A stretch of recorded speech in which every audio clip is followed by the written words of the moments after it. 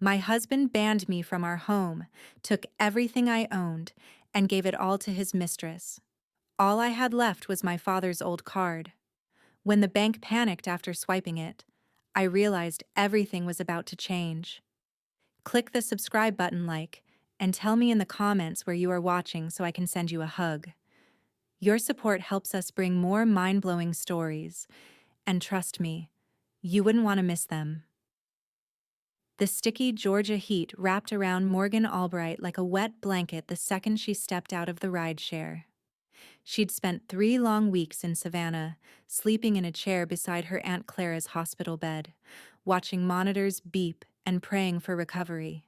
Now that her aunt was finally stable and back home with a nurse, Morgan was returning to Atlanta, desperate for her own bed, a hot shower, and her husband, Aaron's arms. She rolled her small travel suitcase across the marble floor of the Paramount, one of Buckhead's most exclusive residential towers, where wealth whispered instead of shouted. A tired smile tugged at her lips as the elevator hummed its way to the 28th floor. She was bone-tired, but she was home. That was all that mattered. The hallway stretched before her, silent and temperature-controlled to perfection. Morgan stopped in front of Unit 28C, their penthouse. Our penthouse, she corrected herself, digging through her purse for the key fob. Her fingers found it, a sleek black card with a silver chip. She pressed it against the digital lock panel. Beep, beep. A red light blinked angrily. Access denied. Morgan's brow furrowed. She pulled the card away, checked it, then tried again. Beep, beep. Red. Again. That's weird, she muttered. Maybe the battery died or something? She rang the doorbell, once, twice. Silence, then. Footsteps. Slow, deliberate. The metallic click of the deadbolt sliding open. The door swung wide. There stood Aaron, her husband of 8 years. But the man looking back at her wasn't the Aaron she knew. His eyes were flat, empty, cold. He wore the silk robe she'd bought him for Christmas, midnight blue with silver embroidery. But on his neck, just above the collar, was a smear of crimson lipstick she definitely hadn't left there. "Oh," Aaron said, his voice as flat as his eyes. "You're back." Not, "Welcome home, baby." Not, "I missed you." Just, "You're back." Morgan's stomach dropped.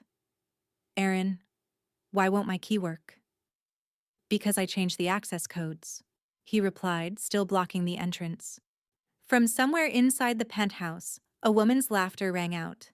Bright, carefree, mocking. "Babe, who's at the door? If it's one of those delivery people, tell them to leave it downstairs." Morgan's blood turned to ice.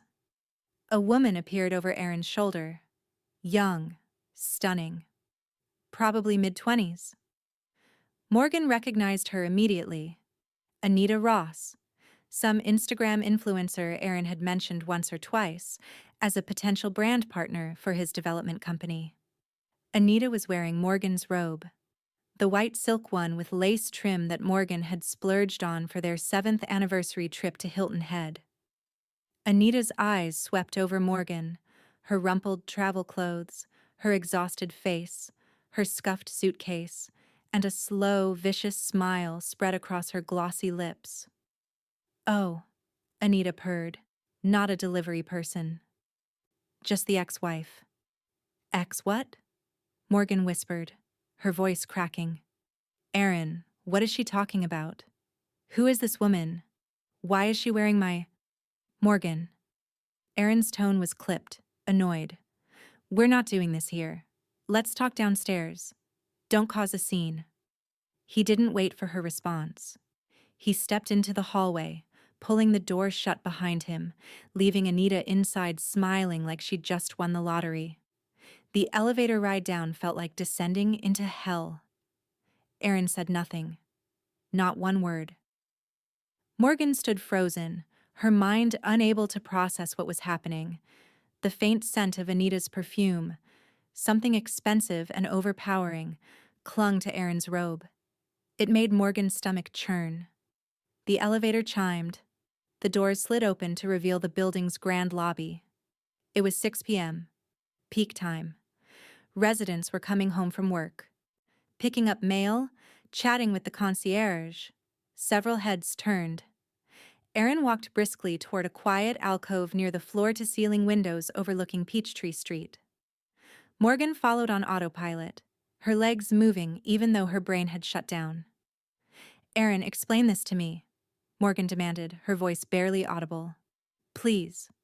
He turned to face her, arms crossed. "What's there to explain, Morgan? It's over. You and me. Done." "Done? Done? After 8 years? After I supported you when you were building your company from nothing? After I took care of your mother when she had cancer? After—" Erin laughed. Actually laughed. "Supported me? Please. I built my business with my own blood, sweat, and connections. You? You've been dead weight, Morgan. Especially these last few years.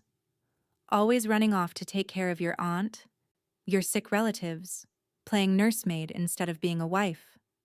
Morgan's jaw dropped. "Dead weight? Look at yourself." Erin's lip curled in disgust. "Tired. Plain. You stopped taking care of yourself. I'm a major real estate developer now. I need someone who matches my level. Someone vibrant. Someone who understands the game." "Anita," Morgan breathed. "Yeah. We've been together over a year now. She gets me." A building security guard appeared then, wheeling a small dolly. On it sat a beat-up duffel bag, the same one Morgan had used when they first moved to Atlanta years ago, when they were broke and in love. Erin grabbed the bag and dropped it at Morgan's feet. A few items spilled out. Old t-shirts, worn sneakers, a wallet. "Those are your things," Erin said. "Everything else? I donated it. Or gave it to Anita." Then he pulled a manila envelope from his robe pocket and tossed it onto the bag. "Divorce papers. Already signed on my end. There's a settlement proposal inside. But here's the reality, Morgan. Everything. This penthouse, the cars, the business, the bank accounts. It's all in my name. You came into this marriage with nothing. You're leaving with nothing." The tears came then. Hot. Unstoppable. This wasn't just betrayal. This was erasure. You can't do this," Morgan whispered. "I already did." Erin's eyes were glacial. "Sign the papers. If you don't make trouble, maybe I'll be generous and send you a little cash. Enough for a bus ticket back to Savannah. Otherwise—" He shrugged. "Good luck." Whispers rippled through the lobby. Phones came out. People were watching. Recording, maybe. Morgan felt stripped bare. "Get out," Erin hissed. "This is my home too." "Not anymore." Erin's voice echoed through the marble space. "Security." Two guards approached, looking uncomfortable but obedient. "Ma'am," one said gently, "please don't make this difficult." He touched her arm. Morgan jerked away, but there was nowhere to go. "Erin," she pleaded, her voice breaking. "Please." Erin stared at her with the blank expression of a stranger. Then he turned and walked toward the elevator, his silk robe swishing behind him. Morgan looked up. There, on the mezzanine level overlooking the lobby, stood Anita, arms crossed, smiling, victorious. The security guards guided Morgan firmly toward the doors. She grabbed her duffel bag, the divorce papers, and stumbled out onto the sidewalk. The glass doors shut behind her with a soft, final click. Morgan stood there on the curb, duffel bag at her feet, tears streaming down her face as Atlanta's evening traffic roared past. She opened her wallet. $14. That was it. That was everything she had left in the world. Morgan didn't go far. She couldn't afford a hotel, couldn't afford a motel, couldn't afford anything. She ended up at Centennial Olympic Park, collapsing onto a bench beneath a flickering street lamp. The summer night was thick and oppressive. Mosquitoes buzzed. In the distance, the city hummed with life, restaurants, bars, laughter, while Morgan sat clutching her duffel bag like a lifeline. She tried to sleep but couldn't. Instead, memories crashed over her in waves. Aaron, 8 years ago, sitting across from her in their cramped studio apartment. Baby, I'm telling you, this development deal is going to change everything. I just need 6 months. Can you cover rent? And she had. She'd worked double shifts as a medical assistant, paid their bills, believed in his dreams. Aaron, 5 years ago, celebrating his first major contract. We made it, Morgan! We made it! Champagne, promises, a future. Aaron, 2 years ago, distant, always on his phone. You wouldn't understand, it's business stuff. When had it all gone wrong? Morgan pulled out her phone and opened her banking app with shaking fingers. She stared at the screen. Then her vision blurred. Joint checking, 0.00. Savings, personal, 0.00. Even her premarital account, the one she'd had since college, the one only in her name, was empty. He'd drained everything. Morgan's chest tightened. She tried to breathe but couldn't pull in enough air. She scrolled through her contacts. Old friends, college roommates, former coworkers. Ring, ring. The number you have dialed is no longer in service. Ring, ring. Voicemail. No callback. Ring. Morgan? Oh, look. Aaron called me a few months ago and said you two were having problems and not to get involved. I'm sorry, I can't. Click. He'd isolated her. Slowly, carefully. And she'd been too busy caring for everyone else to notice. By morning, Morgan's stomach was eating itself. She walked to a rundown diner on Edgewood Avenue and slid into a cracked vinyl booth. A waitress, middle-aged, kind eyes, approached. Just coffee and toast, Morgan whispered. Please. The waitress glanced at Morgan's wrinkled clothes, her puffy eyes, the duffel bag shoved under the table. Honey, you want some eggs with that? On the house. Morgan's pride shattered. She nodded, unable to speak. After forcing down the food, Morgan paid with her last $14 and stumbled outside. She sat on the curb and tore through her duffel bag. Maybe there was something. Jewelry, a forgotten gift card, anything. Her fingers hit a small zippered pocket she'd forgotten existed. Inside was a card, faded, worn, the edges soft from age. The bank logo was barely visible, some old design from a decade ago. Morgan turned it over. Her father's handwriting on a peeling piece of tape. Morgan, only when you have nothing left. Her father, dead now for 6 years. A quiet man who'd worked in timber his whole life and never talked about money. Morgan held the card up to the morning light. It looked ancient. Useless. The balance has to be 0, she thought. But what if... She stood, legs unsteady, and spotted a bank branch 2 blocks away. With the card clutched in her hand, Morgan started walking. The SunTrust Bank branch was quiet when Morgan pushed through the glass doors. Midday. A handful of customers stood in line. The air conditioning felt like ice after the scorching Atlanta heat. Morgan approached a young teller, early 20s, name tag reading Jessica, and cleared her throat. Hi, I need to check the balance on this card. Morgan's hand trembled as she held out the faded debit card. Jessica took it, squinting at the worn surface. This is really old. Let me see if it's still in the system. She swiped the card through her terminal. Nothing happened. She tried again, this time typing something manually. The computer screen froze. Jessica's fingers hovered over the keyboard. That's weird. A sharp alarm blared from her terminal. Jessica's face went sheet white. Oh my God. What? What's wrong? Morgan's heart hammered. Am I in trouble? Did Dad do something illegal? The branch manager, a gray-haired man in his 50s, rushed over, practically shoving Jessica aside. He stared at the screen. The color drained from his face like someone had pulled a plug. Ms. His voice cracked. Ms., I need you to come with me. Please, right now. Did I do something wrong? Morgan whispered.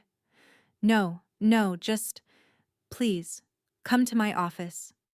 He guided Morgan to a small glass-walled office, his hand shaking as he picked up the phone. Morgan sat in a rigid chair, her duffel bag clutched to her chest. The manager made 3 calls, each one more frantic than the last. Heritage account. Yes. Dormant for over a decade. Trigger activated. I don't know, sir. She just walked in. Executive level. Immediately. A security guard appeared at the door. Not threatening, just present. Serious. Morgan's mind spiraled. I'm going to jail. I'm going to be arrested. Dad was involved in something terrible, and now I'm... 20 minutes passed like 20 hours. Then the glass doors to the bank swung open.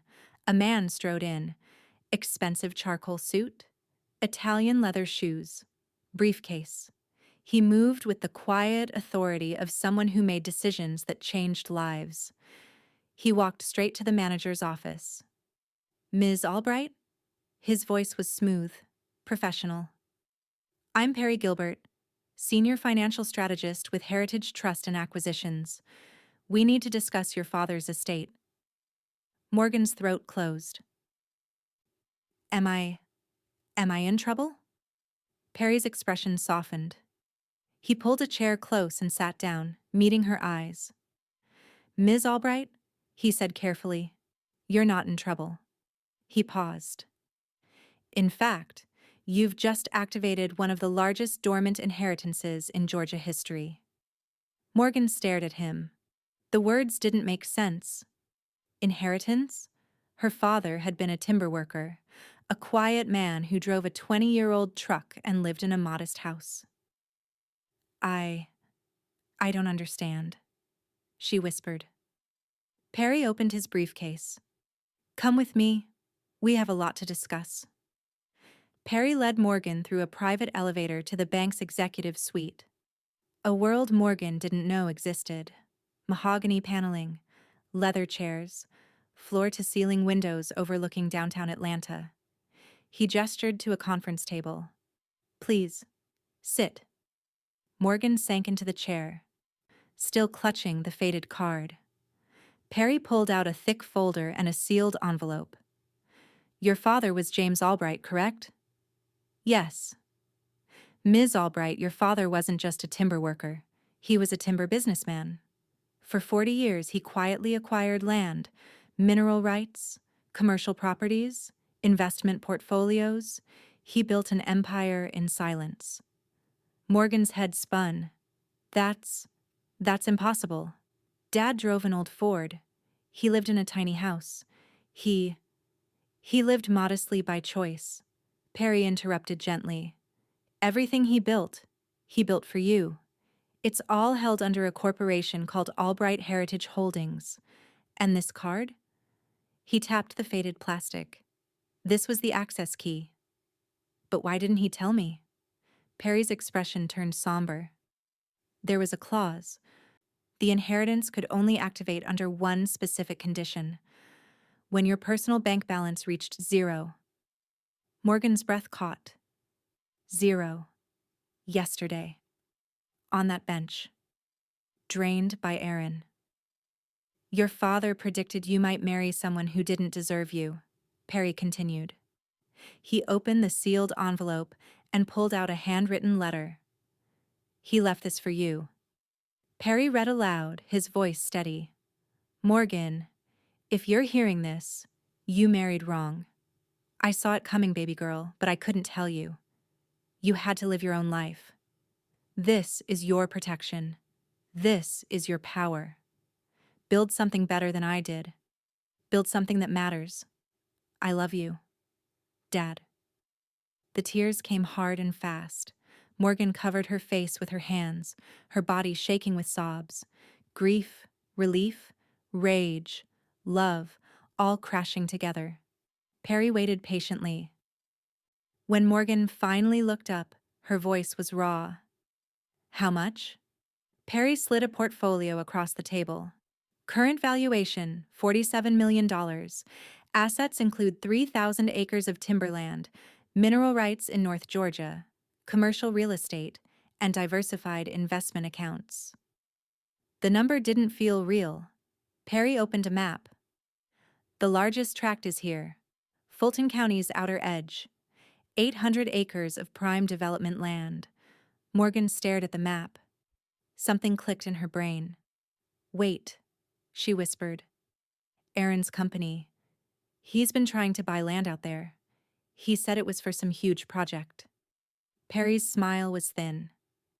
Albright Estates, 500 luxury homes.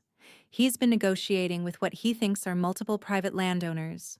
But it's all your father's land, Ms. Albright. It all belongs to you. Morgan looked up sharply. Aaron doesn't know? He has no idea. For the first time in 2 days, Morgan felt something other than despair. She felt power. Mr. Gilbert, Morgan said slowly, I want to learn. Everything. Business, real estate, corporate law. Everything. Perry nodded. It won't be easy. Morgan's jaw set.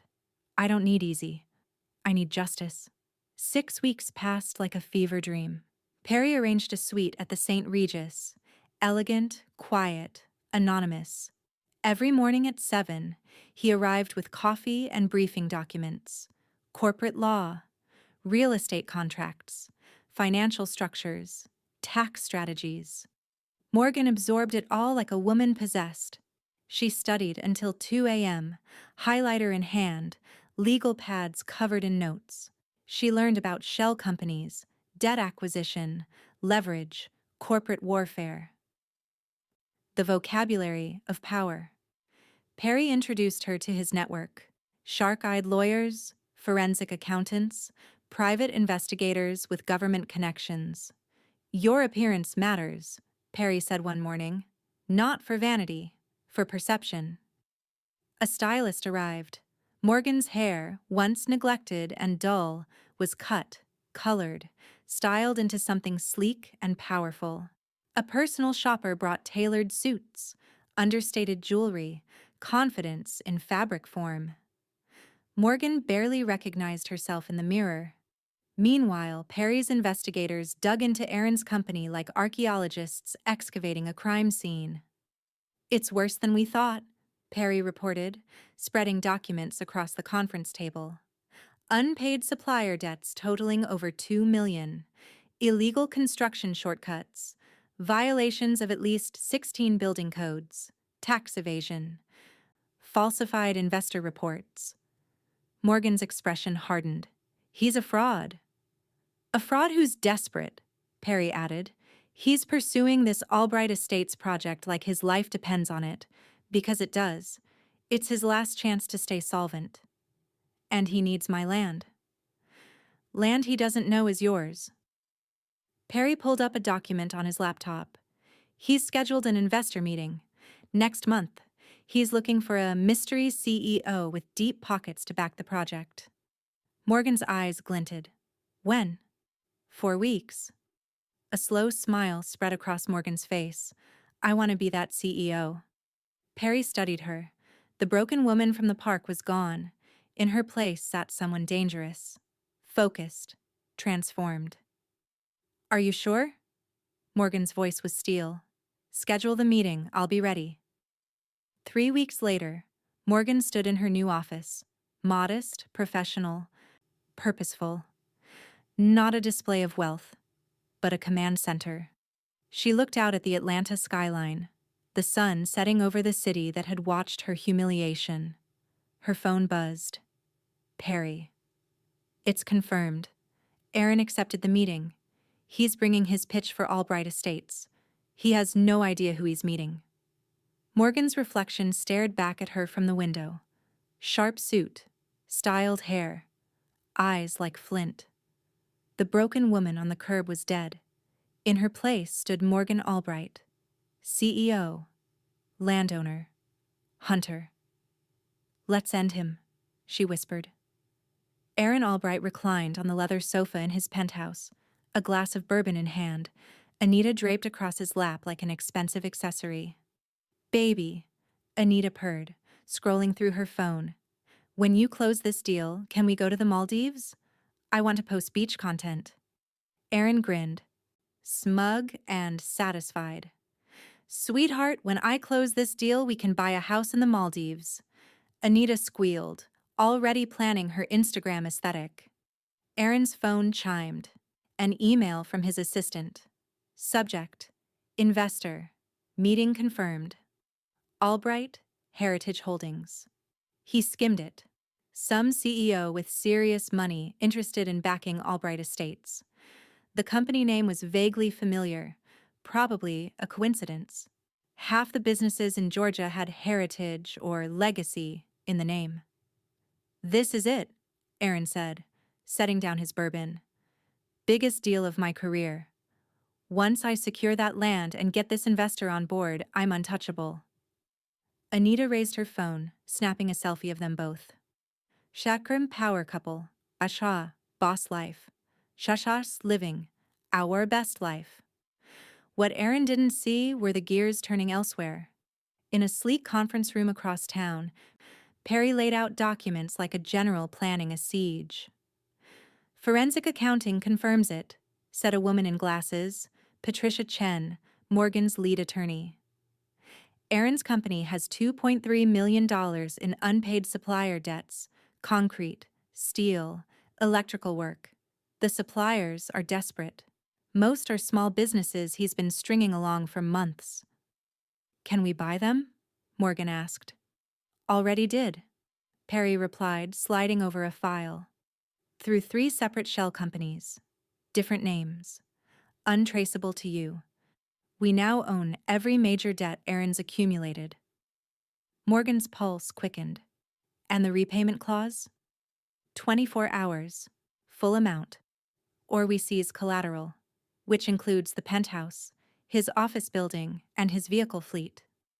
It's all leveraged as collateral for the debts. Is it legal?" Patricia smiled coldly. "Completely. He signed the contracts himself. He just never thought anyone would call them due." 2 days before the investor meeting, Morgan stopped at an upscale cafe in Buckhead. She needed air, needed to feel human for a moment. She ordered an espresso and sat near the window, scrolling through briefing notes on her tablet. "Oh my God, yes, charge it all. Aaron said don't worry about the limit." Morgan looked up. Anita, standing at the counter with 2 shopping bags from Gucci, laughing into her phone. She looked exactly the same. Beautiful, vapid, triumphant. She didn't even glance at Morgan. Why would she? Morgan was unrecognizable. "Girl, I'm telling you," Anita continued loudly. "Aaron's about to close this insane deal. We're talking millions. Probably gonna upgrade to a house in Brookhaven." Morgan sipped her espresso, watching. "That ex-wife of his? Total loser. Last I heard, she's probably back in some trailer park in Savannah. Aaron said she signed the divorce papers without even fighting. Pathetic." Morgan said nothing, just smiled, and left cash on the table.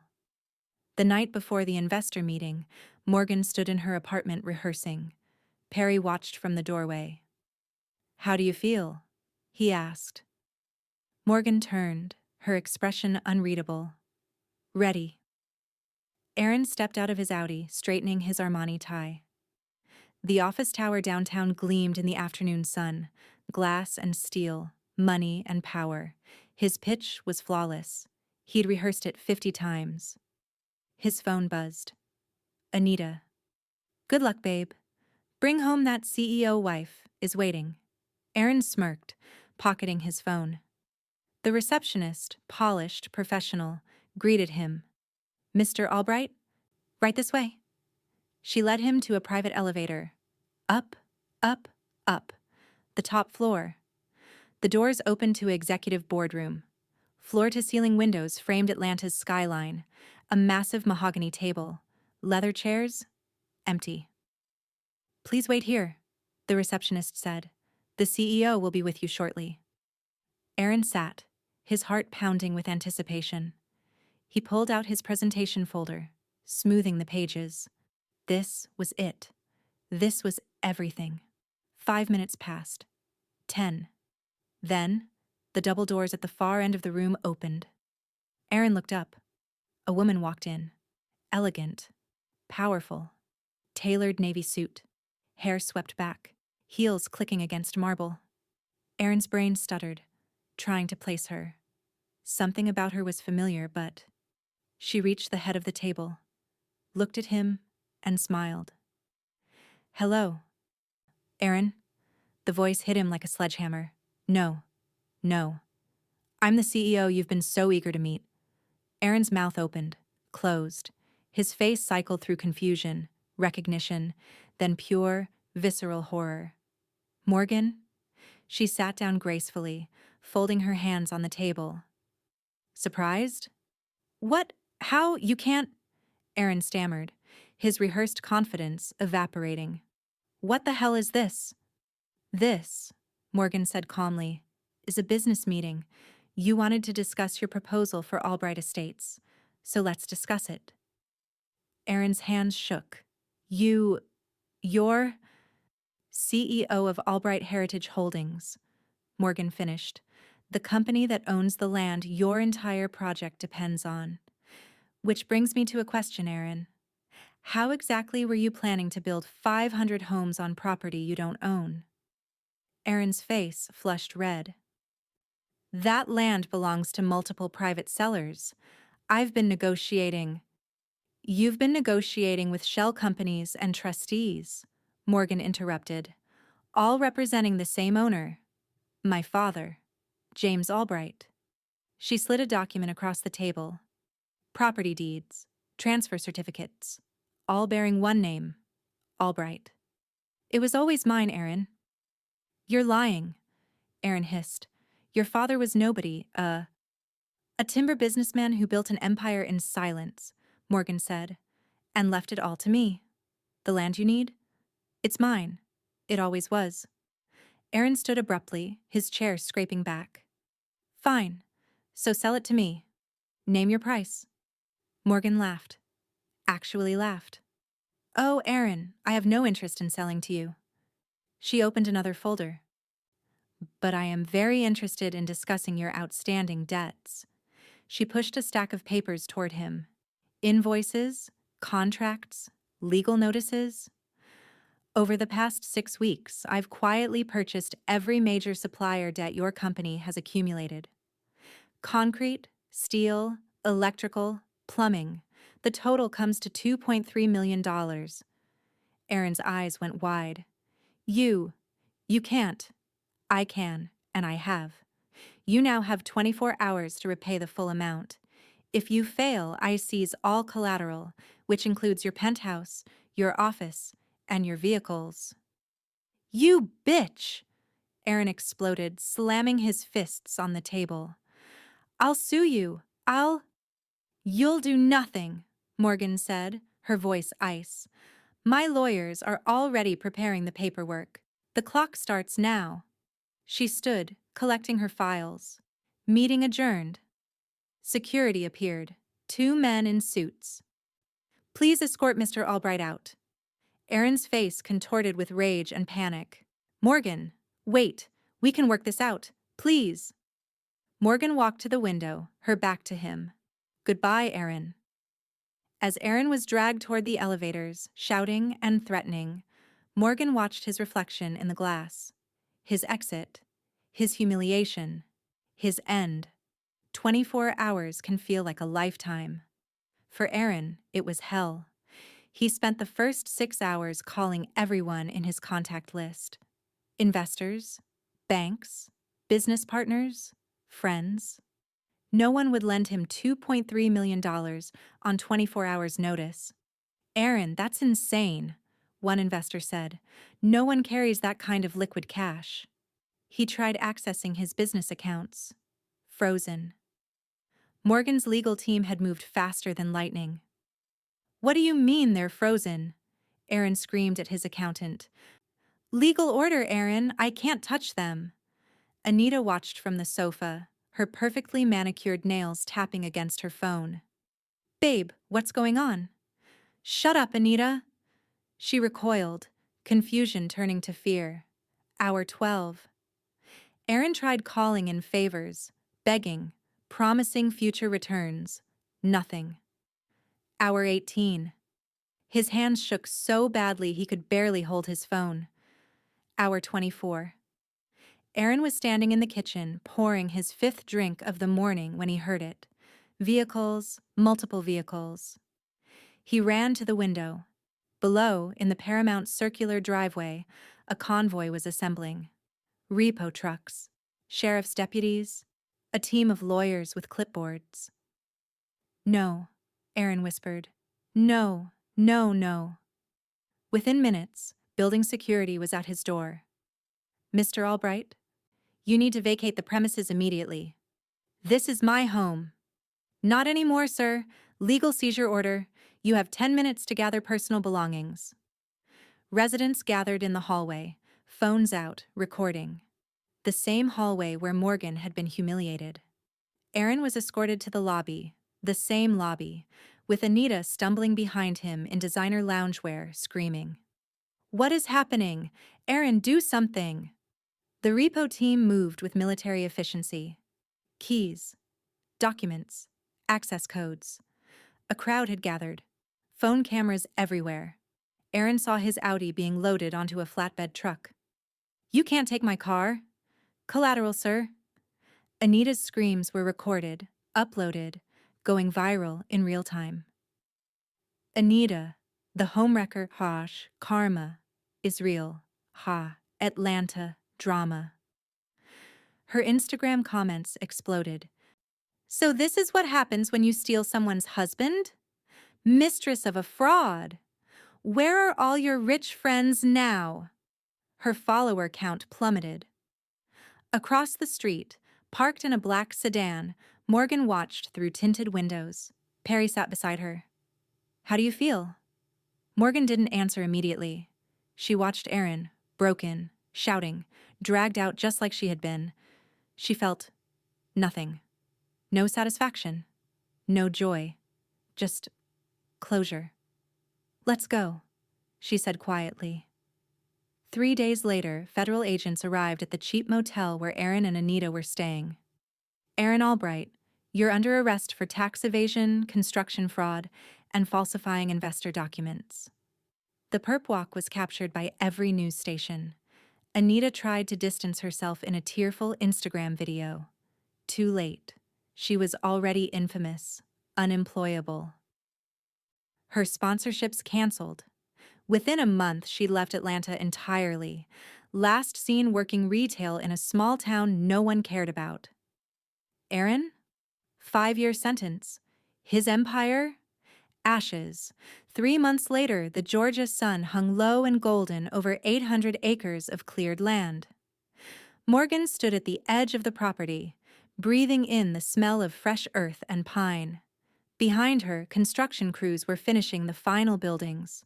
Not luxury estates, affordable workforce housing, a business training center, childcare facilities, community gardens.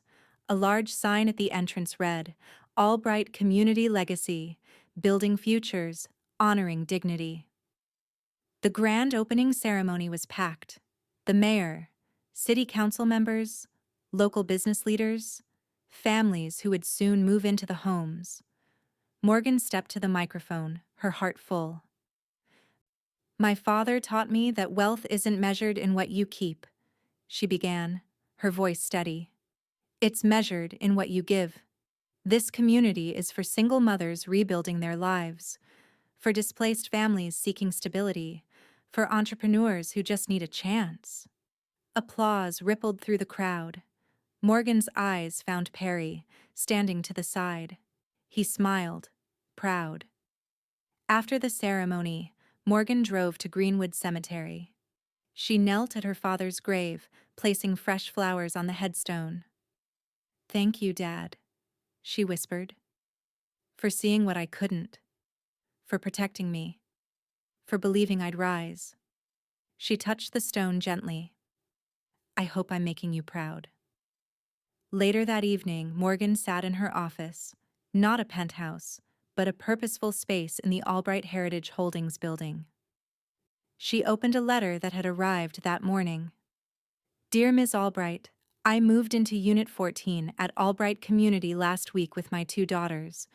For the first time in 3 years, we have stability. We have hope. Thank you for giving us a chance when no one else would. You saved our lives. Jennifer Torres." Morgan smiled. A real smile, the kind that reached her soul. The office door opened. Perry entered with 2 cups of coffee. "Ready for the board meeting?" Morgan looked at him. No longer just her financial advisor, but something more. A partner. A friend. Maybe someday, something deeper. She stood, straightening her blazer. Ready for anything. They walked toward the conference room together. Through the windows, Atlanta sprawled below, a city of second chances, hard falls, and harder comebacks. Morgan paused, looking out at the skyline bathed in golden hour light. Aaron was in prison. Anita was forgotten. And Morgan? Morgan was free. They tried to break me, she thought. Instead, they freed me. She turned away from the window and stepped into her future. The end,